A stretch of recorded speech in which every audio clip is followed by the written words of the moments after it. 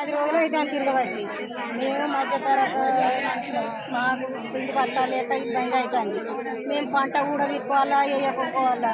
ఓ బస్సులని లంజ బస్సులని పెట్టి ఆ లంజ బస్సుల కొరకు ఇప్పుడు మమ్మల్ని దోసపుచ్చుకుంటాము. ఇది తీయని లేకుండా లేదు, సప్పుడు కూకుంటాం. ఇక ఇప్పుడు ఇచ్చిందా మరి కూపన్? ఇప్పుడు ఎక్కడ ఇంకేడా ఇయ్యలేదు. మళ్ళీ తిరిగిపోవడం అవుతుంది. మొన్న పొద్దున్న పోయిన 4 రోజుల కింద తిరిగిపోయినాం.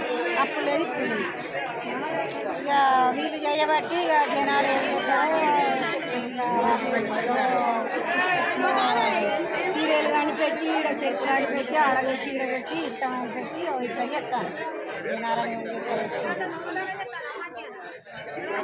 బస్సులు అని ఉచితం కానీ ఇదని అదని. 4 రోజులు పిండి బస్తాలకు రాబట్టి ఇద్దరమ్మలో ఒక్క పిండి బస్తా దొరుకుతలేదు. మాకు ఇన్ని రోజులు స్టేషన్లో ఉన్నప్పుడు మాకు ఈ బస్తాలకు తెలియదు, లైన్కు లేవు. ఇక ఇట్లా ఆయన వచ్చి ఆయన గెలిచి ఇంకా ఆడోళ్ళకు ఇట్లా గోస పుచ్చుకుంటాడు.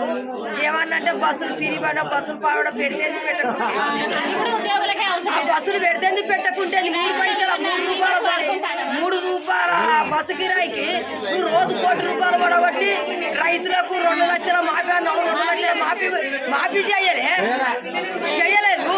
ఇక నేను ఇంత రాజ్యం వెళ్తానని నువ్వు రాజ్యం వెళ్తాను వచ్చి రైతులకు ఉంచుతాను. రైతులు దత్తాలు. మేము పంట పెట్టకుంటే మేము పొలం పండకుంటే నువ్వు ఏం తింటావు? నువ్వు ఎక్కడికి తింటావు? నువ్వు రైతులకు ఏం పెడతావు? మేము అర్ర కష్టపడతాను. మన్ను బుక్కి మన్ను కక్కుతాను.